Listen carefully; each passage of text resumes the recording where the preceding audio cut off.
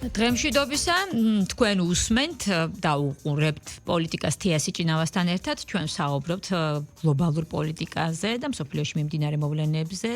რა თქმა უნდა, პირველ რიგში ქართული პოლიტიკის ჭრილში.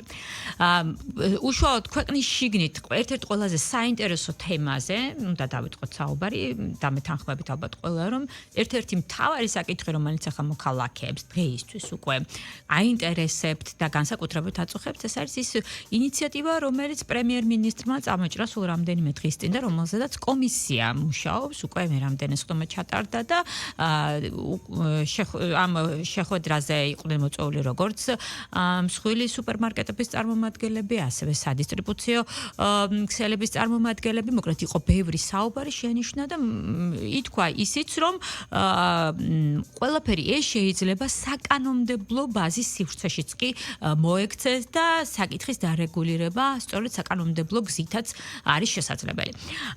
თენგიზ შარმანაშვილი თავდაცვის და უშიშროების საპარლამენტო კომიტეტის უსაფრთხოების საპარლამენტო კომიტეტის თავმჯდომარის პირველი მოადგილეა ჩვენი სტუმარი. მოგესალმებით ბატონ თენგიზ, მადლობა გადაცემაში სტუმრობის. მოგესალმებით მსმენელს. მოდით დავიწყოთ ამ თემაზე საუბრით. ეს არის ერთ-ერთი, როგორც ვთქვი, ერთ-ერთი აქტუალური თემა, ფასების რეგულაცია.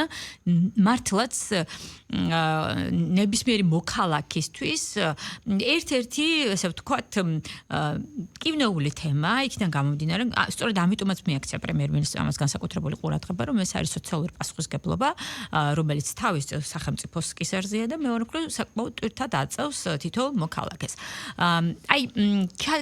უკვე ჩატარებული და განვლილი შეხვედრებიდან გამომდინარე, უკვე გაკეთებული კომენტარებით, შეფასებებით, ჩატარებული კვლევით, რომლის მიხედვითაც დადგინდა, რომ 86%-იანი ფასნამატი არსებობს და ევროპულ ქვეყნებთან შედარებით რიგ პროდუქტებზე ძალიან მაღალია ფასი.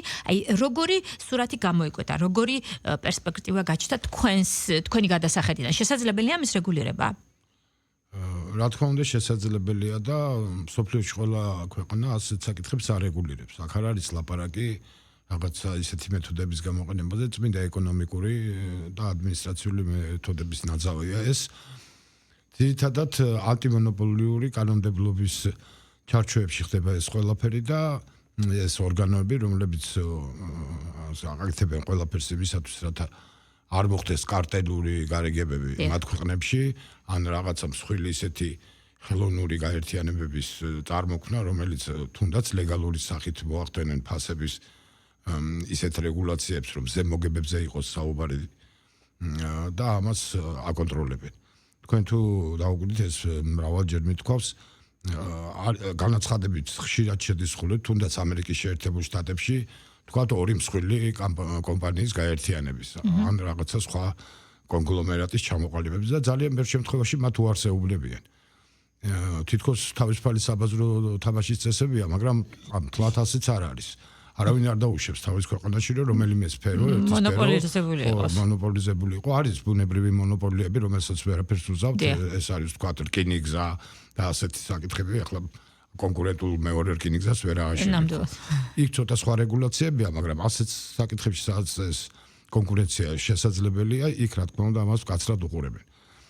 ჩვენ ამის გამოცდილება გვაქვს, მაგრამ ძალიან მწირი. და როგორც აღმოჩნდა, არც ისეთი ეფექტური.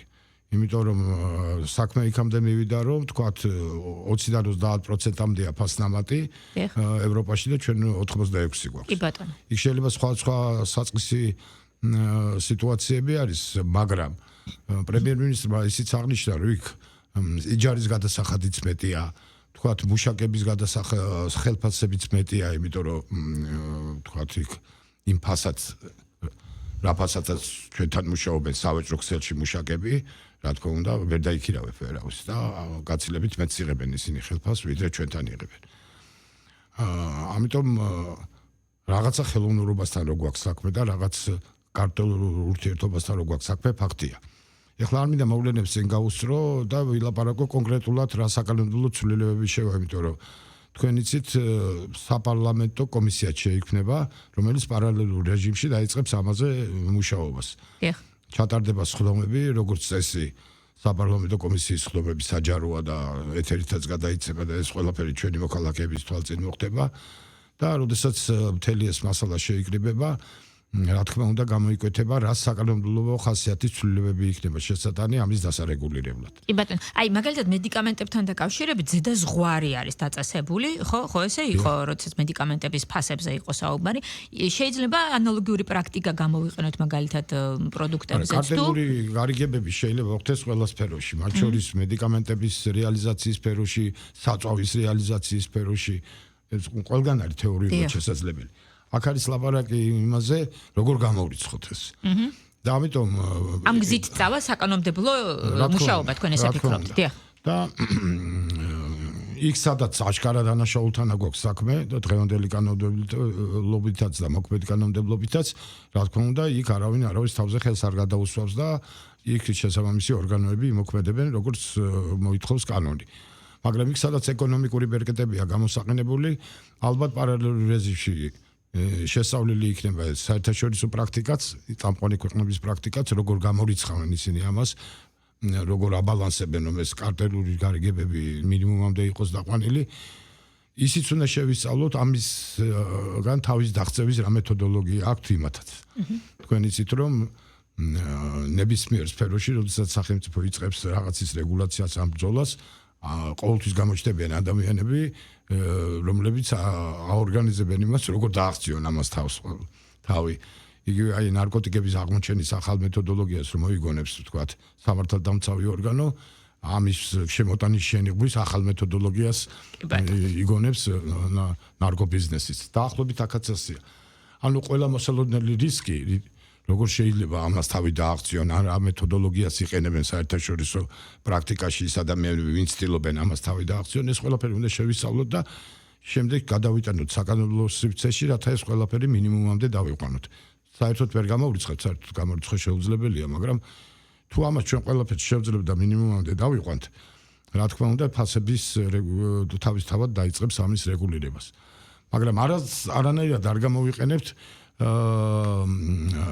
ადმინისტრაციულ ისეთ მეთოდებს, რომელიც ჩვენი ეკონომიკურ ზრდას შეაფერხებს. კი ბატონო, პრემიერი ხშირად უსვამს ხას იმაზე, რომ ბიზნესი თავისუფალია და ეს თავისუფლება ხელშეუხებელია, იმიტომ რომ წინააღმდეგ შემთხვევაში ეკონომიკის განვითარება იქნება შეუძლებელი. მაგრამ აი სოციალური პასუხისგებლობა არანაკლებ მნიშვნელოვანია თავისუფლებაზე. საქართველოს მე თქვი ამას ნაკლებ ყურადღებას ვაქცევთ ხოლმე, მაგრამ საქართველოს კონსტიტუციის მეხუთე მუხლი ამბობს, რომ საქართველო არის სოციალური სახელმწიფო.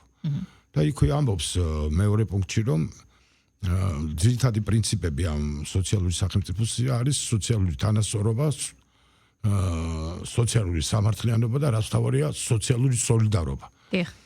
ანუ იმ ფენას, ვისაც უჭის სახელმწიფო სოლიდარობა და ჩვენ დანარჩენება, ვისაც შედარებით უკეთესი მდგომარეობა გვაქვს, ეს სოლიდარობა უნდა გამოვიჩინოთ.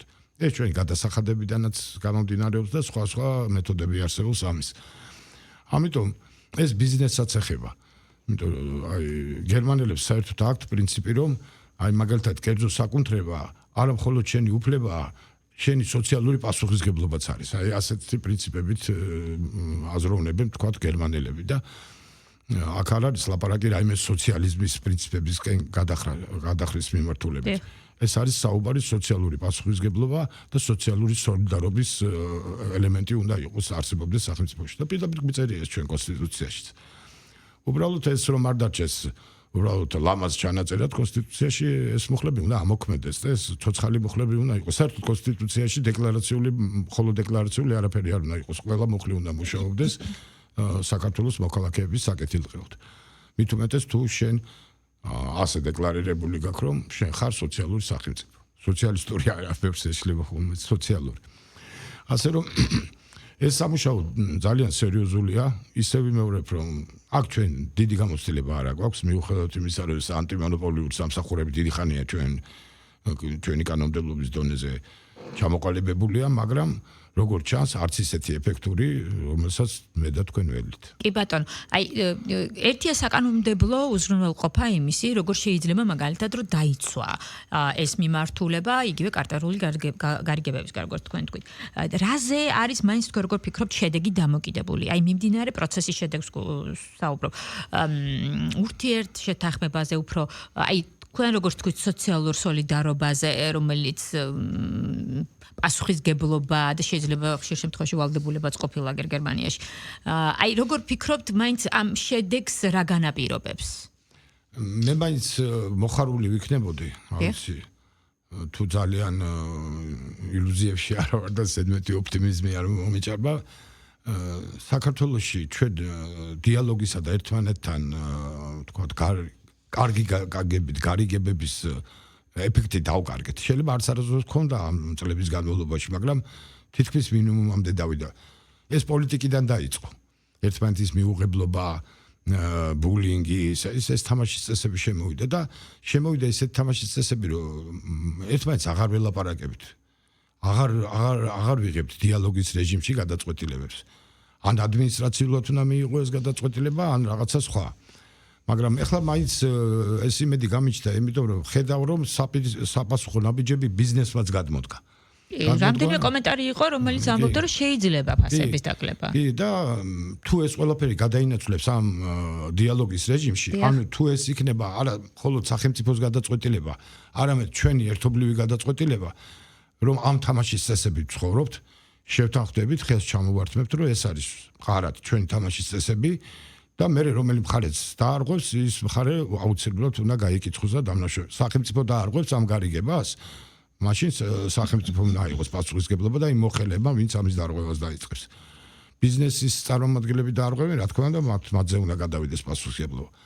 მე მაინც მომხრე ვიქნებოდი, რომ ეს იყოს ჩვენი საერთო გადაწყვეტილება საერთო თამაშის წესებთან დაკავშირებით და მოდით ვნახოთ, დაველოდოთ ამას და იქნება არც ისეთი უაზრო ოპტიმიზმით ვარ გამჩვენებული და ჩვენ შეგვძლებია ქართველებს ერთმანეთში ერთობლივი დიალოგის საფუძველზე ერთიანი თამაშის წესების ჩამოყალიბება. პრემიერს ამის დიდი იმედი აქვს აპრილისთვის, აპრილამდეც, რომ გარკვეული შედეგი მიიღოს, ალბათ ამ დიალოგის შედეგზე საუბრობს.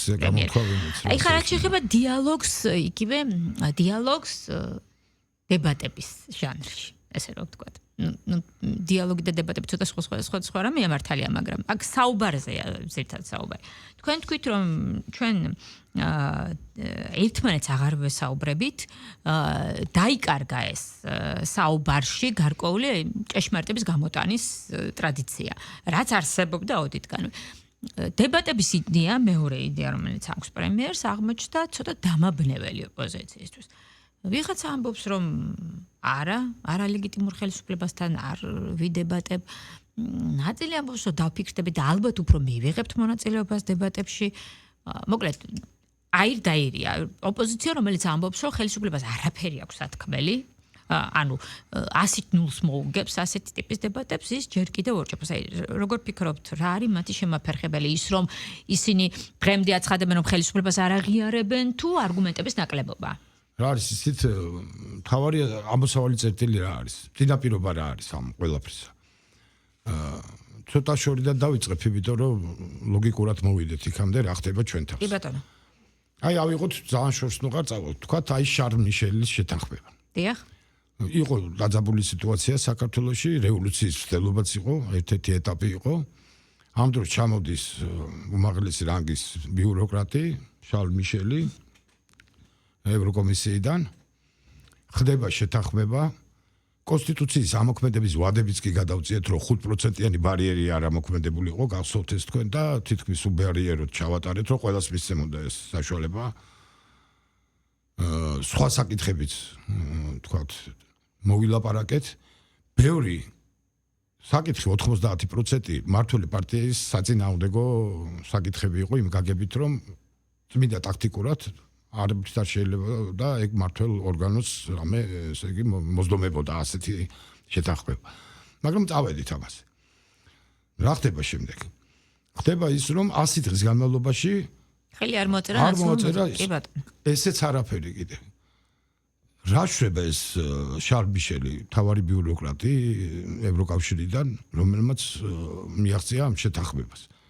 ხო პირველი ის უნდა გაუჩნდეს, რომ რას ქვია, მე ჩამოვედი, ამდენი დღე დავკარგე, გელაპარაკებით, შეგათანხმეთ და ხელს არაწერ ეს რა არის.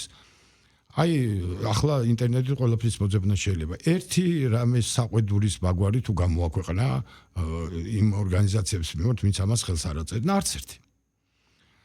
მაშინვე დავფიქრდი ჩვენ რომ ეს შეთანხმებისთვის არ კეთდებოდა, ეს კეთდებოდა რაღაცა ბაზის მომზადებისთვის, რომ არავის არ აწყობდა საქართველოში დაალაგებული პოლიტიკური სიტუაცია ბადგან, იმიტომ რომ ისინი რევოლუციის გზით უნდა წაიყვანათ. ანუ მათ უნდათ ეს ოპოზიცია გადაერჩინათ, რათა მერე ოპონირება გაეწია ხელისუფლებისთვის კი არა, დაემხოთ ხელისუფლება და იმ მას შემდეგ კიდე 4 მცდელობა თუ 5 მცდელობა ჰქონდათ რევოლუციის.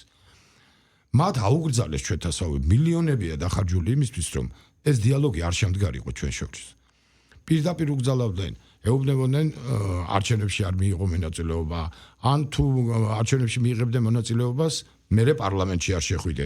ანუ უამრავ მაგალითს თქვენ თვითონაც დამისახელებთ მე და მე თქვენ, როდესაც პირდაპირ იქიდან უგზავნდნენ რომელიმე ნაბიჯის გადადგმას. ახლა სამ სიტუაციაში არიან. ეთქობა პირდაპირ ესეთი მითითება არ მოსულიათ, რომ დებატებში ჩაერთო და ეხლა თვითონაც ორჭოფობენ სანამ მიგადაწყვეტილებას მიიღებენ. თუმცა მათი მეთოდოლოგიაც შევისწავლეთ უკვე ჩვენც უყალავ. შეიძლება ეს დიფერენცირებული გადაწყვეტილება იყოს, უთხრან შენ და შენ მიიღებ დიალოგში მონაწილეობას, აი შენ და შენ არ მიიღებ. დიფერენცირებაზე თქვენ არაერთხელ გისაუბრეთ, მათ შორის არჩევნები, ბოლო არჩევნებს თუ იგულისხმებთ. არის ნათელი მაგალითი, ეს არის ნათელი მაგალითი, მაგრამ ჩვენთვის თავარი რა არის? მე აღნიშნე, რომ ეს დებატები ჩვენთვის არ არის პოლიტიკოსებისთვის, ეს დებატები არის ხალხისთვის. და ნებისმიერი არგუმენტი, რომელიც მომართული იქნება ამ დებატების ჩასაშლელად. ესეც დიალოგის ერთ-ერთი ფორმა. დიალოგი არ ნიშნავს მაინც იმას, რომ მე და თქვენ რაღაცაზე აუცილებლად შევთანხმდებით. დიალოგი ისიც არის, რომ ესე იგი გამოვნახავთ გზავს, რომ ვისაუბროთ, მე წავალთ დავფიქრდებით, რაღაცაზე შევთანხმდებით, რაღაცაზე ვერ შევთანხმდებით. ამაზე წინასწარ სამწუხაროდ აი დებატების ესე ვთქვათ, წმინდა კლასიკური კულტურა საქართველოში ძალიან ცოტა მახსენდება. მე თვითონ მიყავდა დებატები წლების განმავლობაში მაესტროზე. ყველა დებატი, რომელიც შეიძლება საგნობრივ თემაზე, კონკრეტულ თემაზე დაწყებული იყო, რა თქმა უნდა, გადადიოდა შემდეგ უკვე პოლიტიკურ დებატებში, რომელსაც მაგალითად იმ საწყის თემასთან არანაირი კავშირი არ ჰქონდა. არ ვიცი თქვენ როგორ გესახებათ, ახლა შეიძლება თუ არა დღევანდელ სიტუაციაში, რაზეც საუბრობს პრემიერი, რომ მოდით ვისაუბროთ და არა შეურაცხყოფა მივაყენოთ ერთმანეთს. ისი აზრი არ აქვს. წარმოიდგინეთ, ისი აზრი არ აქვს, იმიტომ რომ ამ საცირკო, თუმცა მონოლოგური რეჟიმში, მაგრამ საცირკო სანახაობას ისედაც ხშირად ხედავენ. მან კონკრეტული პირის დანაშაულა და თქვა კიდევაც, რომ ეს ბილდ სიტყვაობა აქ აღარ არის ლაპარაკი იმაზე, რომ რაღაცა ისეთი შეურაცხყოფა მოგვაყენოს პოლიტიკური ხასიათის, რომ შენ თქვათ არახალი უნარები არ გაგაჩნია პოლიტიკოსის ან რაღაცა. პირდაპირ გინებაზე არის ლაპარაკი და ისეთი ტიპის შეურაცხყოფაზე და ისეთ ტერმინოლოგიაზე, რომ ასეთ რეჟიმში საერთოდ რამეზე საუბარი შეუძლებელია. ესეც ერთი შეხედვით შეიძლება ვინმეს ეგონოს, რომ ეს კონკრეტულად ამ ადამიანის ან ამ ადამიანთა ჯგუფის პირადი განწყობა არის ასეთი, ან თვითონ მათი მორალიდან გამომდინარეობს და ისე არავინ არ მიესალმება. არა, როგორ გეგადრებოთ? ესეც ფინანსდება. ამასაც იპოვით თქვენ აკერმანის სახელმწიფოებში, რომლითაც რომელსაც თავს ახვევენ ჩვენს ახალგაზრდებსაც და ნახეთ კიდევაც ფარული გადაღებებიც ქონდა სუს, რომელიც კანონიერად ჩაიწერა და მისი ნაწყვეტები გვაჩვენეს კიდევაც რას ასწავლიდნენ ამ ხალხს. როგორ უნდა მოეწყოთ რევოლუცია, როგორ უნდა დაებულინგებინათ მოწინააღმდეგე, რა ტერმინოლოგიით უნდა მიემართათ, რა მეთოდოლოგია არსებობს იმისა, რომ კაცი მწყობრიდან გამოიყვანო, ან საზოგადოებაში შეუქმნა აუტანელი ცხოვრების პირობები. და ეს პირდაპირ ამ სახელმწიფოებში უწერიათ. და ამის მიხედვით მოქმედებდნენ და ესეც დებატების ამ რეჟიმში გადაყვანა, სადაც შეურაცხყოფა ნორმა გახდა, სადაც ბულინგი ნორმა გახდა, ამ სემინარებიდან აქვს ნასწავლი და ამ მეთოდოლოგიიდან გამომდინარეობს. პრემიერმა თქვა, რომ თუ ვინმეს გინდა რეალური დებატების რეჟიმი, ჩვენ მზად ვართ. მაგრამ თუ ვინმეს უნდა იმის გაგრძელება და საცირკო სანახაობად ვაქციოთ, თქვათ ეს დებატები იმ გაგებით, რომ არაფერ კონკრეტულზე არ ვისაუბროთ და ეს იყოს ასპარეზი, მე და თქვენ ერთმანეთს შეურაცხყოფა მივყენოთ, მაშინ ამას აზრი არ აქვს. ამიტომ ჩვენ ვლაპარაკობთ ახლა დებატების გახსნაზე და არა ურთიერთ შეურაცხყოფის რაღაცა ახალი ეტაპის გახსნაზე. ვინც იქნება ამისთვის მზად, მივესალმებით. კარგია, რომ მხოლოდ პოლიტიკოსებს შორის არ დაანოს და ეს ურთიერთობები არის თემატიკა, სადაც შეიძლება პოლიტიკაში სრულიად არ ჩართულმა ადამიანმა ისეთი ოპონირება გაგიწიოს, ვთქვათ, იგივე ეკონომიკის განვითარების საკითხებში, იგივე ანტიმონოპოლიური ნაბიჯების გადადგმის საკითხებში, გნებავთ დემოგრაფიული სიტუაციის საკითხებში, გნებავთ ურბანიზაციის საკითხებში, რომელიც ადჯერ უფრო კომპეტენტური აღმოჩნდეს შენ ოპონენტებზე, ვთქვათ, პოლიტიკაში მყოფი ადამიანებისგან. ამიტომ ეს დიალოგი დებატების სახით თუ სხვა ფორმით შედგება როგორც პოლიტიკოსებს შორის, ვინც ამისთვის მზად იქნება, ასევე საზოგადოების იმ ადამიანებთანაც იქნება ასეთი კონტაქტი, რომელსაც გააჩნიათ ცოდნა და უნარი ოპონირება გაგიწიონ ყოველ კონკრეტულ საკითხთან მიმართებაში. ბატონო, მოდი დავაკვირდეთ რა გადაწყვეტილებას მიიღებს ოპოზიცია. თქვენ მაინც გაქვთ ესეთი პოზიცია, რომ ისინი ელოდებიან გარკვეულ დავალებას უცხოეთიდან. მე მაინც, რა ვიცი, ჩემი გამოცდილებიდან გამომდინარე დიფერენცირებულად მიუდგებიან. ნაწილს მისცემენ ამის უფლებას და ნაწილი დარჩება. ანუ ბოლო არჩევნების პრაქტიკიდან გამომდინარე. არჩევნებიდან გამომდინარეც არის გამიყვანა. ეხლა ერთ თემას, რომელიც ასევე დღის სიახლეა, უკრაინის პრეზიდენტმა მიიღო გადაწყვეტილება საქართველოში დანიშნოს ელჩი 4 წლიანი პაუზის შემდეგ. აი ხა ცოტა პარადოქსულ რაღაცას ვიკითხავ, რა შეიძლება ნიშნავდეს ელჩის დანიშნვა? ეს ხო პარადოქსულია ესეთ კითხვის დასმევთ, რომ ელჩის დანიშნვა ეს ზოგადად მიღებული პრაქტიკა ნებისმიერ ქვეყანაში და თანამედროვე სამყაროს სახელმწიფოებს შორის ურთიერთობის ერთ-ერთი მთავარი პრინციპია, ხო ესეა?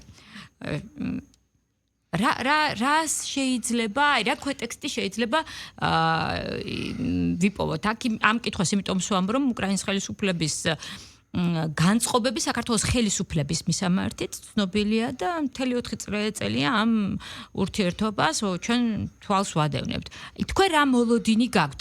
რამე შეიძლება შეიცვალოს ამ გადაწყვეტილებით, ახალი ფურცელი გაჩნდეს საქართველოს-უკრაინის ურთიერთობაში თუ ძველი რიტორიკის გასაგრძელება? აი რა მოლოდინი გაქვთ? იმისათვის რომ ვთქვათ ეს კონფრონტაციის რეჟიმი შეენარჩუნებინათ ელჩის დანიშნოს საერთოდ არ იყო საჭირო გეთახმებით. კიევიდანაც თავისუფლად გააგრძელებდნენ ბიუროკრატები. მე მაინც შემიძლია ვივარაუდო რომ ეს უკავშირდება რომ ახლოს არის ამერიკის ძალისხმევით სამშვიდობო პროცესი რუსეთსა და უკრაინას შორის. და ასეთ შემთხვევაში რა თქმა უნდა ახლებური ურთიერთობების რეჟიმი ექნება უკრაინას. მათ შორის არის სამყარო, მათ შორის კავკასიასთანაც, მათ შორის საქართველოსთანაც. მე მგონი ეს არის ნაბიჯი შემდეგი მშვიდობისათვის მზადების ნაბიჯი არის. მშვიდობიანობის ეტაპისათვის. იმიტომ რომ ბოლოს და ბოლოს, როდესაც ეს საომარი ვითარება დამთავრდება და ქვეყნებს შორის ურთიერთობის გარკვევა დაიწყება, ჩვენ გვექნება კითხვა, რა გინდოდათ? რა იყო ისეთი აქტუალური თემა უკრაინისთვის, რომელსაც ჩვენ მხარი არ დაუჭირეთ. თქვენ იცით, რომ 700-ზე მეტ რეზოლუციას შეუერთით, მათ შორის პოლიტიკურად და საერთაშორისო დონეზე ძალიან საშიშ რეზოლუციებს საქართველოსათვის. მათ შორის შეუერთით რეზოლუციას, რომელიც მოითხოვდა გამოძიების დაწყებას ჰააგის შესაბამისი სასამართლოს მიერ და ომის დანაშაულის თაობაზე, სადაც პუტინის გვარიც კი იყო ნახსენები. იმასაც არ ავარიდეთ თავი და დავეთანხმეთ და თქვათ მოვაწერეთ ხელი. ახლა სულ ბოლო რეზოლუციასაც შევუთანხმდით, რომელიც ერთი შეხედვით საკმაოდ სარისკო არის, ხო? პროვოკაციის წამოწყების თვალსაზრისით რუსეთთან. ანუ არგუმენტი არ აქვს. ტოლულები ვინ ჩვენთან ჩამოვიდნენ, არავის არ ვამადლით, ეს არავის არ ეგონოს, რომ ვინმეს ვამადლით. მიუხედავად იმისა, როგორ მოიქცევა უკრაინის ხელისუფლება, ჩვენ მაინც ამას გავაკეთებთ, იმიტომ რომ ჩვენ ასეთიერი ვართ, ტოლერანტული ვართ და გაჭირვებლებისთვის გვერდში დამდგომი ხალხი ვართ. ეს მთელი ისტორიის მანძილზე დავამტკიცეთ ჩვენ. ჩამოვიყვანეთ ეს ხალხი სერიოზულად არის უზრუნველყოფი, რაც ჩვენი შესაძლებლობიდან გამომდინარეობს იქიდან უკრაინულად რომ ისწავლონ მათმა ბავშვებმა ამის ორგანიზებაც კი მოვახდინეთ ჩვენი სასწრებით. ანუ საკუთარ ენაზე, მშობლიურ ენაზე სწავლის საკითხებს. ბევრი სხვა საკითხის. ჰუმანიტარული დახმარებების საკითხია და რაც ჩვენ ეკონომიკა აწევს, არასდროს უკან არ დაგვიხრევია და რომ დადგებოდა ამ საკითხების გარკვევა რა გინდოდა ჩვენგან. ერთადერთი რაც არ გავაკეთებთ, ვკითხავდით უკრაინას, ეს იყო რომ არ ვეცით ვთქვათ რუსულ არმიას და ბრძოლა არა უტეხეთ და მე არ გავაკეთეთ ის რომ რამდენიმე დღეში საქართველოს მთელი ინფრასტრუქტურა დაენგრიათ და მოსახლეობის გაჟლიტა დაეწყოთ პირდაპირ. იმიტომ რომ ჩვენი სამხედრო შესაძლებლობები ყველას კარგად მოიხსენება არ არის ისეთი. აი ელემენტარულად რო ავიღოთ ყოველდღე არის ინფორმაცია, რამდენ რაკეტასა და დრონს ესვრიან უკრაინას. ეს იმ პირობებში, როდესაც მთელი მსოფლიო აწვდის უკრაინას, ჯერ ტერიტორია ძალიან დიდია. შეუდარებლად დიდი, ვიდრე ჩვენ მოსახლეობაც შეუდარებლად მეტი ყავთ. და აი ამ მცირე ტერიტორიის მანძილზე ერთი 3 დღე რომ არასრონონ უკრაინას ეს დრონები და თბილისისკენ გამოისრონონ. ხო შეუძლებელია რომ რამე შემაკავებელი ფაქტორი გქონდეს. ამიტომ ჩვენ ამ ავანტურისტულ ნაბიჯზე არ წავედით. ამას ბრალად ხო უკრაინა ვერ წაგვიყენებდა. ამიტომ ამაზე როდესაც დაფიქრდნენ, როდესაც ამ საკითხების გარკვევა იქნება და აუცილებლად იქნება, გახსოვთ პრემიერმა ადრე თქვა, რომ ეხლა ჩვენ ვიდრე ის საომარი ვითარებაშია, ჩვენ უკრაინასთან წმინდა მორალური თვალსაზრისიდან გამომდინარეც არ დავიწყებთ არაფრის გარკვევას. ჩვენ გავაგრძელებთ იმ ცალმხრივი მეგობრობის რეჟიმს, როგორც არის, მიუხედავად მათი ნაბიჯებისა. მაგრამ როდესაც ეს საომარი ვითარება დამთავრდება, რა თქმა უნდა, იქ უკვე არგუმენტებით ერთმანეთთან საუბარი წავა და არგუმენტი მათ არ ექნებათ.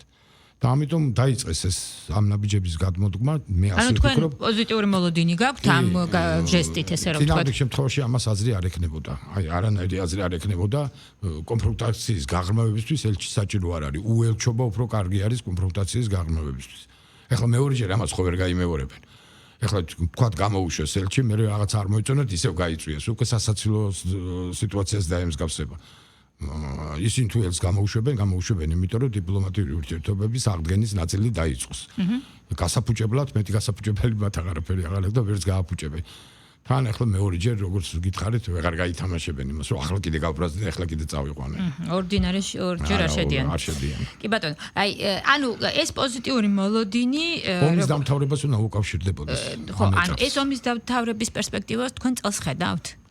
წესით მოლაპარაკების შედეგად, რომელიც მიმდინარეობს ახლა. წესით უნდა მოხდეს, იმიტომ რომ ისეთი დიდი ძალისხმევა ჩადო ტრამპმა ამ საკითხში და ისეთი მკვეთრი ნაბიჯების გადადგმასაც აპირებს, თუ რომელიმე მხარე ამას არ დაეთანხმება და არ გადადგავს შესაბამის ნაბიჯებს, რომელიც ამ ომს გააჩერებს და სარალი მოსალოდნელი იმ მხარისთვის, რომელიც რეალურად დაიწყებს, თქვა, წინააღმდეგობის გაწევას, რომ ეს ომი არ დამთავრდეს, იმდენად დიდი იქნება, რომ ჩემი აზრით ეს გადაწყვეტს ყველაფერს და მათ მოუწევთ ერთმანეთთან დალაპარაკებას და სამშვიდობო შეთანხმების დადგმას. კი ბატონო, აი ეს პოზიტიური სიგნალი რამდენად ჯდება მაგალითად ევრობიუროკრატიის იმ გეგმებში, რომელიც საერთოდ აქვს საქართველოსთან დაკავშირებით ზელენსკის ბოლო განცხადებებს დაუკვირდებით. ის განაცხადებულია ევროპელი ლიდერებს.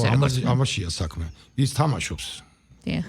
რა და თამაში ისწავლა ამ წლების განმავლობაში და ეხლა უფრო პროამერიკული პოზიციის დაკავება დაიწყო და რა თქმა უნდა, თავის გადასარჩენად, თუნდაც თავისი გარემოცვის გადასარჩენად, ის ამერიკის წინააღმდეგ ისე არ წავა, რომ რამე პირადად მასაც შეეხოს და როდესაც ხედავს ამ განწყობას მშვიდობისკენ მიმოვას, რა თქმა უნდა, ამერიკას უფრო აუბავს მხარს. წინააღმდეგ შემთხვევაში რა მოხდება? წინააღმდეგ შემთხვევაში ეს მაგალითები აჩვენა ამერიკამ. ის ნაბუ, რომელიც აწარმოებს ამ ანტიკორპ, ხო ყველა მიცის და არც მალავენ ამერიკელები. პირდაპირ არიან კიევში ჩასული გამოძიების ფედერალური ბიუროს წარმომადგენლები და პირადად ხელმძღვანელობენ იმ ოპერაციებს. და როგორ მიუახლოვდა ზელენსკის გარემოცვას ეს მისი ერთ-ერთი მთავარი დასაყრდენი ერმაკი აღარ არის განმდებობაზე. კიდე სხვებიც დღესაც გამოაცხადეს 6 კაცი, რომელიც ამ გარემოცვაში შედიოდა და ისინი დააპატიმრეს. ანუ მე რას გეუბნებით, პუტინს სხვა ენაზე ელაპარაკებიან, რომ ნავთობის ყველანაირი გავრცელების საშუალებას გადაგიკეტავთ. ამას ცოტა სხვანაირად ელაპარაკებიან. ამიტომ მიიყვანენ ამ მდგომარეობამდე, რომ ესენი ერთმანეთს დაელაპარაკონ. რა თქმა უნდა, იმ პირობებით, რომელი პირობებით ამერიკას აწყობს თავის საწინააღმდეგო პირობების თვალსაზრისით არ გააკეთებს ამას. დიდი მადლობა ბატონ თენგის. ჩვენ კიდევ გვექნება შესაძლებლობა ბევრ სხვა თემებსაც შევეხოთ, მით უმეტეს მსოფლიოში მიმდინარე პროცესები არ გვაძლევს იმის საშუალებას, რომ ესე უჩიოდეთ თემების ნაკლებობას. თენგი შარმანაშვილი იყო ჩვენი გადაცემის სტუმარი. მე ზუსტად ერთი კვირით გემშვიდობებით და ჩვენ ერთ კვირაში ამავე ტალღაზე, ამავე დროს შევხვდებით ერთმანეთს დროებით.